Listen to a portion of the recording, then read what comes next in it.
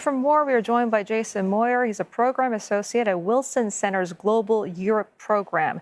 Jason, thank you very much for joining us. Firstly, just how big a surprise was this exit poll result for you? And how do you think the left-wing alliance managed to surpass the national rally in this election? Thank you for having me. This definitely came as a surprise, the fact that the left-wing alliance was able to rally at the last moment. This was the result of carefully orchestrated political maneuvers across the country following that first round of the election last Sunday. Essentially, they were able to pull certain candidates from key races in order to ensure that the left-wing coalition would wind up winning, because that was seen as an attempt to keep out the far-right national rally. This is a party that has its roots in euroscepticism, anti-immigration policy, even anti-NATO. So it was seen as paramount for Macron and as well as his the left-leaning coalition to not allow the far right to enter into government. Jason, I'm not sure that fully addresses, why the French had a change of heart, because it basically swung from far right to far left. So what exactly happened? Yeah, part of this is the youth vote was critical. There were a number of movements to kind of make sure that younger people understood the potential dangers of the National Rally Party.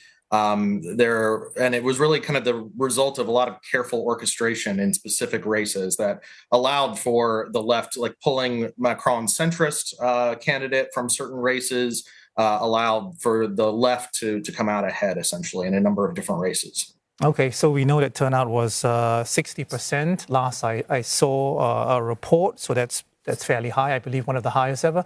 Can we conclusively say at this point that Emmanuel Macron's gamble backfired, or is it potentially more nuanced? Because, I mean, he did keep the far right out, although, he's perhaps lost control of parliament.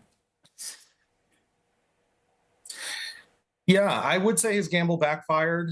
He's heading towards a hung parliament. We've seen increasingly that Emmanuel Macron is turning towards presidential decrees to get through pieces of legislation rather than going through the parliament. His pension reform was a prime example of that. And increasingly, he found himself on uncertain, kind of on shifting sands. He found it that he was not able to govern from a position of power with his parliamentary majority in question.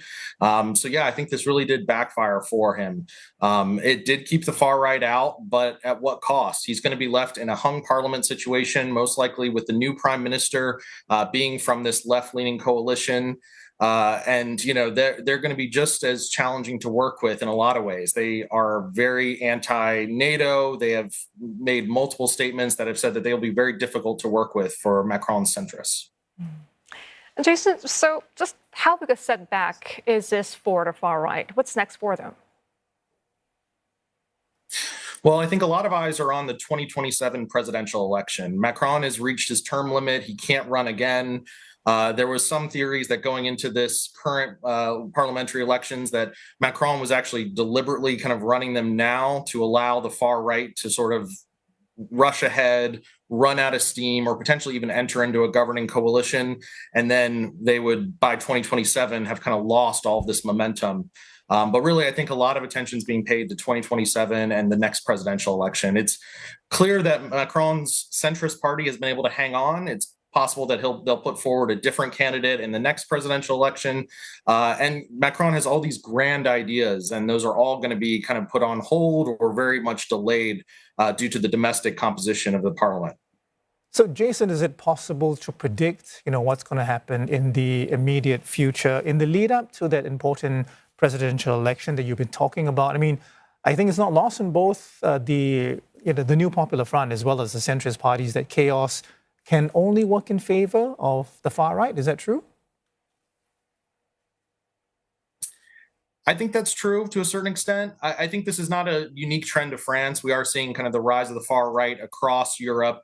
In Germany, you have the Alternative for Deutschland, the AfD. They're similarly kind of gaining a lot of traction in German politics. They're currently one of the top polling parties, if not the top polling party.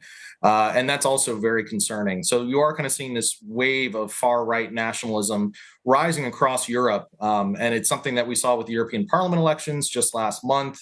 that there really was kind of a larger turnout than expected of people supporting these parties. So it's something that we'll have to see kind of what happens. And this vacuum that exists, this is an opportunity for these populist leaders to kind of rise in and fill the gaps. Now, the immediate concern, Jason, for France is to have some kind of government in place during the Olympic Games. What are the feasible paths forward for forming a government, and given the ideological diversity and historical divisions among major political blocs?